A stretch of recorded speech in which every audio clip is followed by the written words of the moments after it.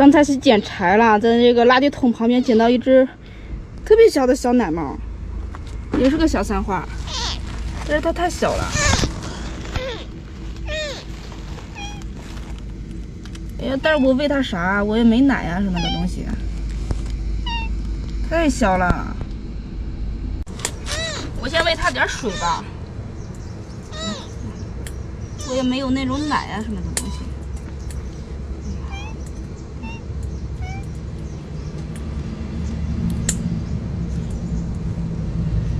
这太小了，肯定养不活。你知道怎么养吗，千里？这东西太小了，你离它远点吧，别让它传染病。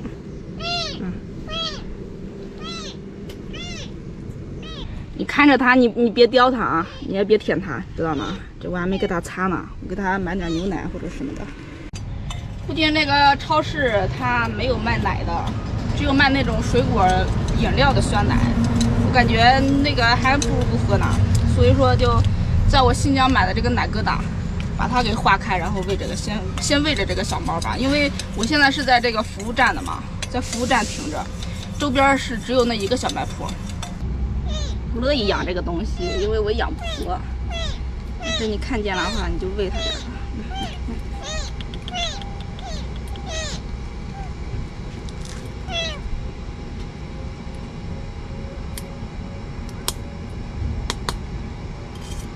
估计明天早上起来它就硬了。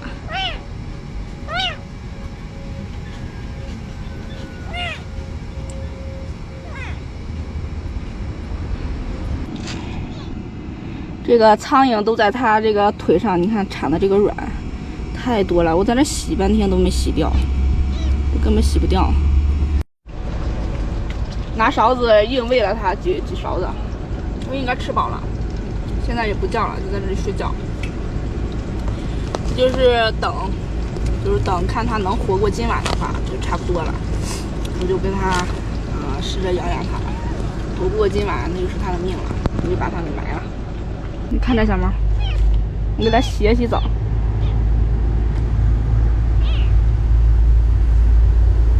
千里其实还是个小孩呢，他也不懂。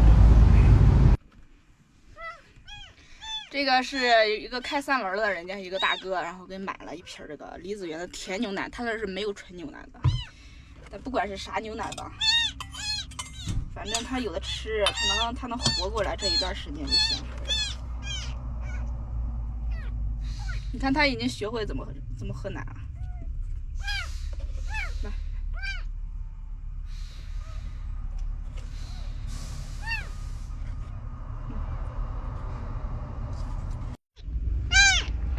给他擦了好几遍，你讲你就不知道，现在还是给他喷了这个碘伏，屁股上那个苍蝇宝宝还没那么多了。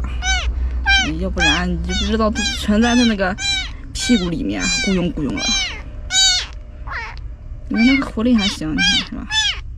也吃的挺饱的。他明天要是能活着的话就养他，然后不活的话，这是连猫带盒，直接给他埋了。那睡吧。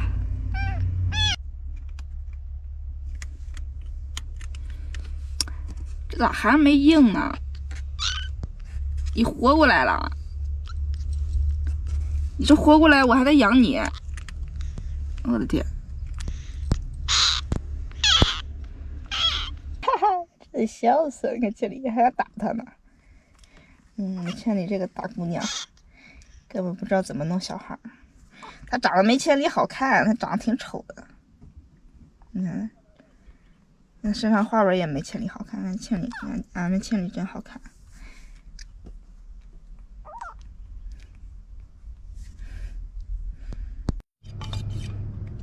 奶疙瘩泡水，这我现在仅有的一些奶制品。这附近也没商店可以买。对，喝奶。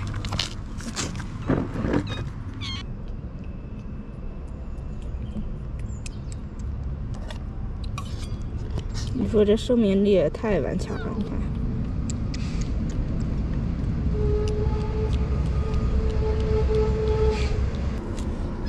其实我很没有心去养这个小猫的，因为第一方面的话，它它这个猫是吧？它本身你要是喂奶粉或者什么的话，它就不容易活，抵抗力也不好。第二就是我不敢保证它就算长大以后，它会像千里一样那么听话，不乱跑。哎呀，你不要出来，自己待着睡觉去。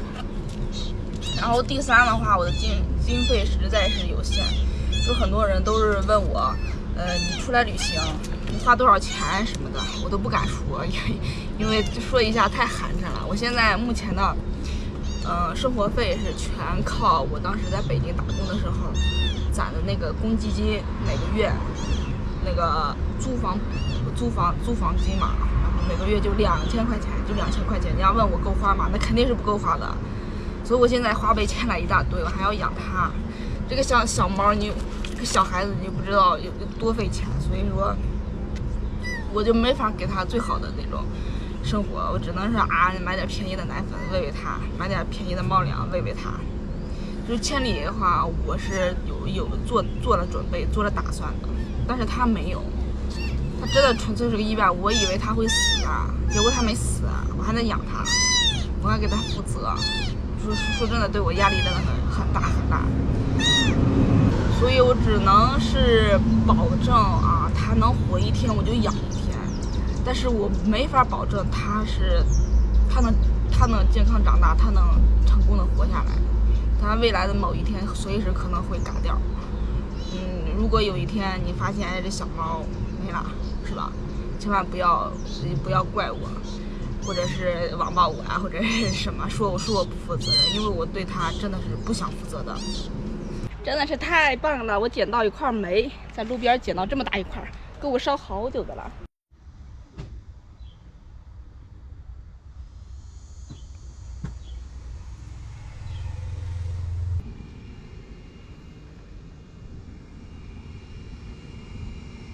哇，这大蝴蝶儿飞来飞去的。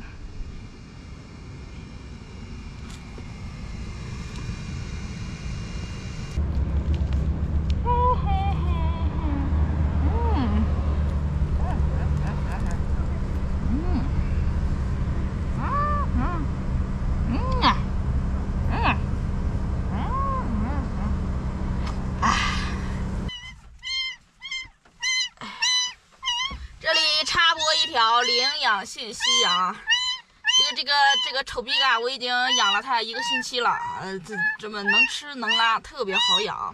但是呢，它毕竟是个幼猫，你要时不时的就喂它，隔几个钟头你再喂它一次，而且你还得辅助它排便。现在已经长得稍微大点了，也胖一点了，叫的真的是很烦人。